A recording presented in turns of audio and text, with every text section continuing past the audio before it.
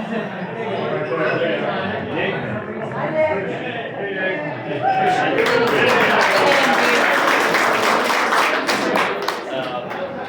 have Commissioner Hewitt, Commissioner Ostro, and Commissioner Ostro here tonight as well.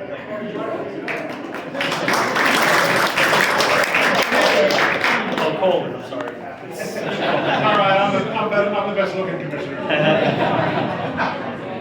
Sheriff Hall, my favorite sheriff's here with us tonight.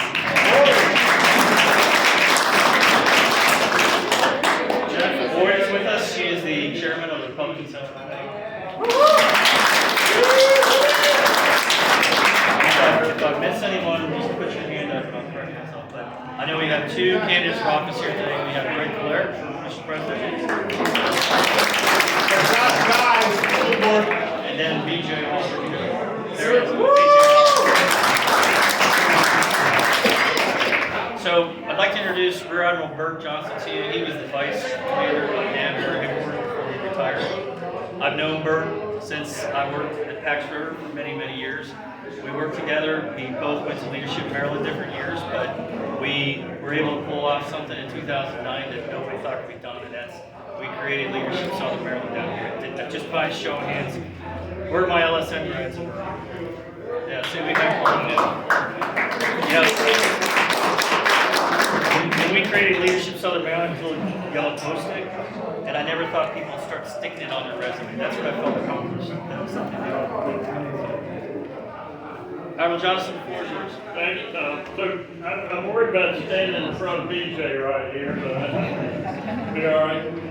So there are 3 or 4 people in the world, and my wife Beverly is one of them, who if they call me and ask me to do something, I say yes before I ask what. And Tom is one of those people. He's on that list.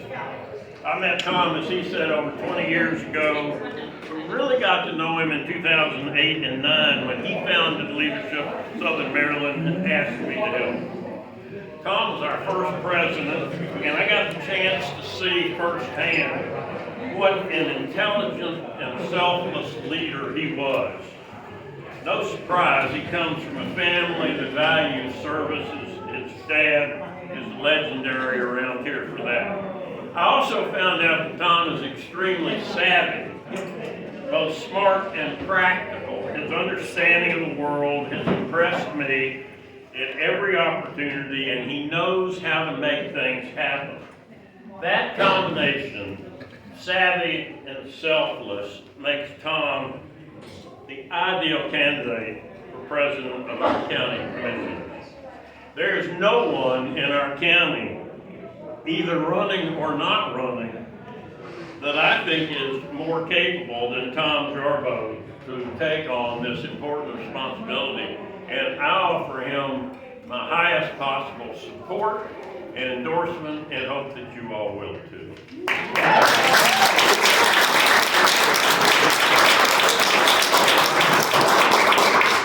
Bert is hosting the 40th TPS reunion tonight, so that's why I let him go first. Because Beverly still likes him, but Beverly's gonna call. All right, so one thing I'm going to start off with is, there are multiple candidates running for Commissioner President, and I will tell you straight up, all 3 of the Republican candidates that are running are doing it for 2 things. One, they love the county, they're compassionate about it, and the second thing is they want to give back to the county. So we're very similar in all that. So what it comes down to after that is you just have to look at the attributes that people bring. And tonight I just want to kind of share some of my experience and attributes.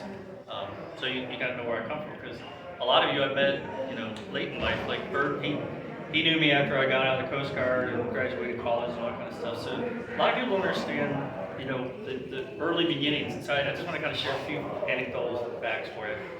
So the first Jarboe to come to St. Mary's County came in 1646. His name is Lieutenant Colonel John Jarboe. He was hired by Governor of Baltimore to come quell the Huguenots. So that's as long as our family's been in the area. Up until 1920, the entire Pax River space in Lexington Park was known as Jarboe's. In 1920, my ancestor, Sam, lost half of of Pax River and playing pitch with the neighbors. So that's why if you go on board the base and you go down Cedar Point Road, there's the Pearson Pavilion. Pearson's owned the half on the left, and the Jarboe's owned the half on the right. And my dad was actually born in Pearson. He wasn't born in Jarboesville. So who knew? But I want to share my experiences because I think I've lived a really interesting life getting to watch the county transition. You know, when I was young growing up, farming was the key thing down here. We had Pax River at that point, obviously, and they were doing testing. Back then it was the F4. So it was cool when you're out on the Orman's boat and you get to watch the F4 publish your boat. And they would actually drop the dummy ordnance on the target ship, which I think is now pretty much in shambles. They stopped doing that after about 10 years. But we used to be amazed at the technology flying over our head. Like, wow. It was always my favorite airplane until the F-14. But I really liked the F-4. During that time, there's a lot of flight tests building up for stuff that was happening in Vietnam. So growing up in summertime, you had really two things to do in St. Louis County. You either worked on the water or you did tobacco.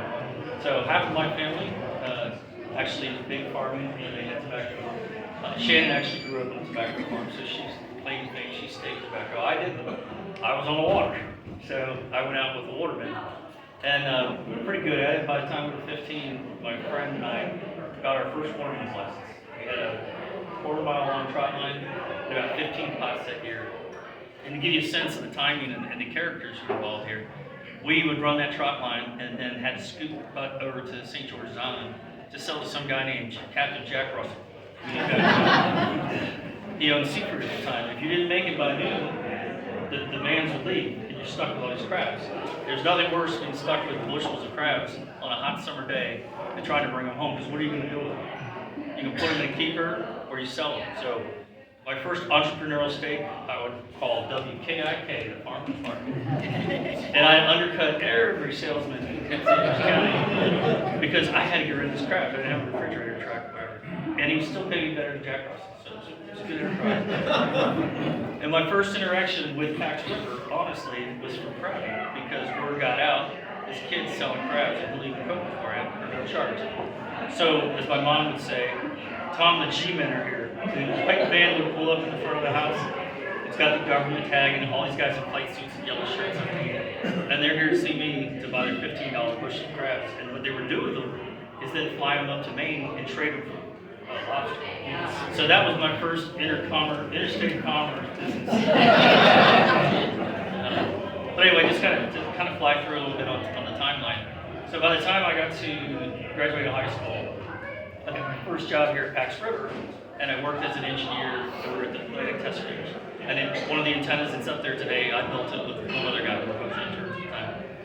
But what was kind of cool was at the time-wise, they were testing the Hornet.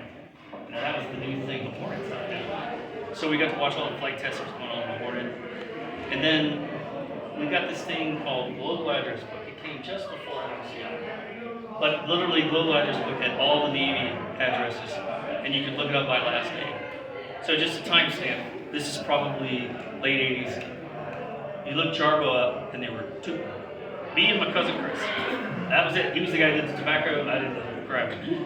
So we were the only ones, because we were that generation that shifted away from the agricultural side and started working with high-tech stuff. So my son Christian, raise your hand. I got embarrassed a little bit. So Christian works for what I call Strike, or VX-23, I don't know what they call it nowadays. Anyway, he works with Joint Strike Fighter and Super Hornet. So I asked him last night, I said, could you do me a favor? He said, what? I said, go to the Global Address Book and look up Jarboes. I just want to know how many Jarboes there are. 22. We've come a long way.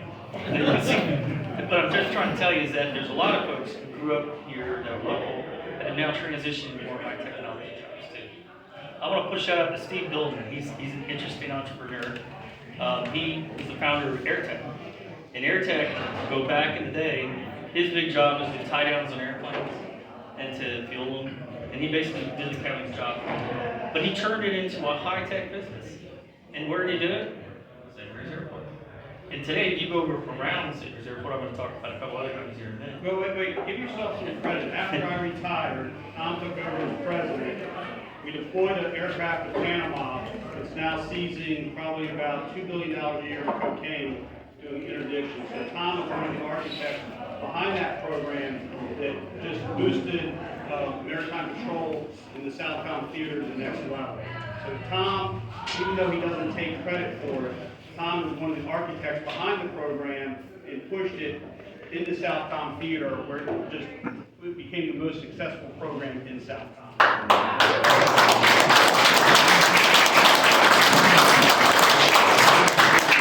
I appreciate that, but the point I was definitely trying to make is that it's not a $100 hamburger club over at St. Mary's Airport. And if anybody would like to come out and see, you're welcome to come see me. My office is actually in the terminal building.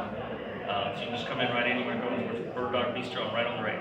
Happy to be with you. We've got a golf cart. I'll give you a tour around the campus.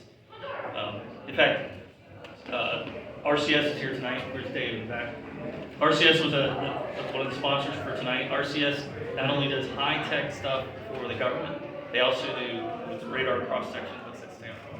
He also owns Flight Club, or flight school. So if you want to learn how to fly, go see Dave. And then we have Mike McGee from Mentech.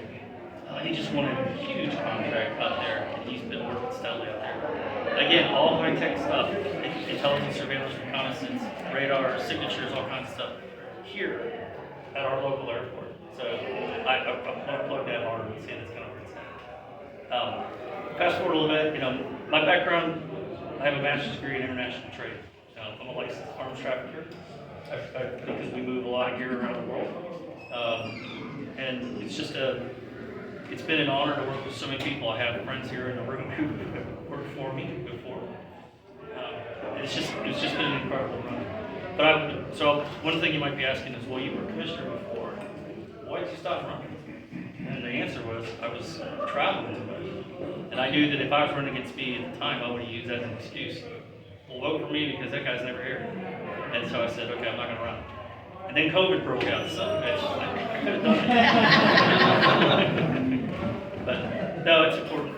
So fast forward to today, I work for a lot of companies up the road, but I'm a consultant. And again, my office is here locally. I'm here local. I got a lot more time to spend, focus on things. I've been a commissioner before. I understand the budget. I understand the pace. This year, just to give you a sense of the difference, budget they're putting forward $360 million plus, right?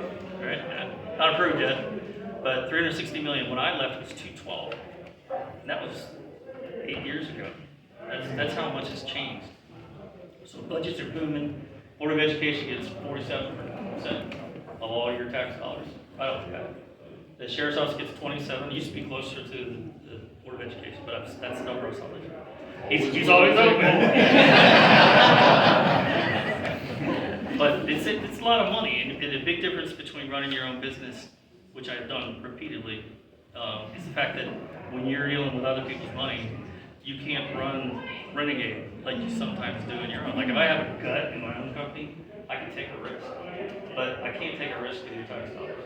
It's even one time when I was a commissioner, I said, well, we know they're not going to spend all the budget. Why don't we just fund it at 90%?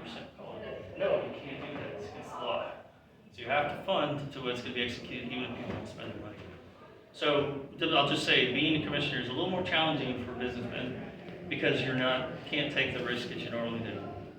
The last thing I'll say is that, one of my jobs working for the Navy and the Army and the Air Force and the Marines was negotiation. I was actually sent to NATO school in Washington, D.C. to learn the art of negotiation. And that really resonated with me and helped make me a consensus builder. And I think the commissioner president job in particular, that's what you need, because the standard commissioners from the different districts, they can make a motion, they can second it, the commissioner president calls the vote, and pretty much he's there to go to discussion and listen and see if everyone's kind of close, whether we're going to get a vote or not. And sometimes you have to be the decision maker. You'll get a 2-2 split, and it's up to the commissioner president to make that decision. And that can be hard. So it's better if you can talk to people and get a consensus. When I first ran for commissioner, I found I was doing that a lot anyway, even though I was the commissioner president at the time. So I think I have the skill set. I know I have the experience. I'm definitely local, 1600. Former Coast Guardsman. I love the fact that there are flags up here. And I'm here to support you as best I can.